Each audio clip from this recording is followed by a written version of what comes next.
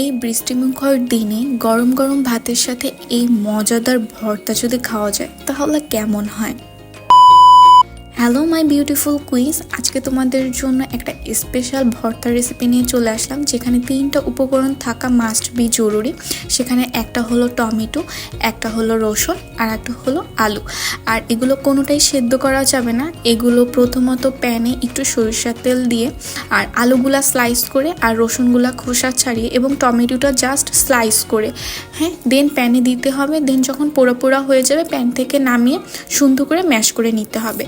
দেন হলো যে আমরা যে কোনো পেঁয়াজ সেটাকে ভালো মতো বেরেস্তা করে সাথে আপনাদের পছন্দ মতো ঝাল, মানে আপনি যেরকম ঝাল খান, আমি তো প্রচণ্ড ঝাল খেতে পছন্দ করি, তো সেরকম ঝাল দিয়ে দেন গরম গরম ভাতের সাথে এই ভর্তাটা ট্রাই করে দেখবেন। মাস্ট বি, এত মজা লাগবে যা বলার বাইরে।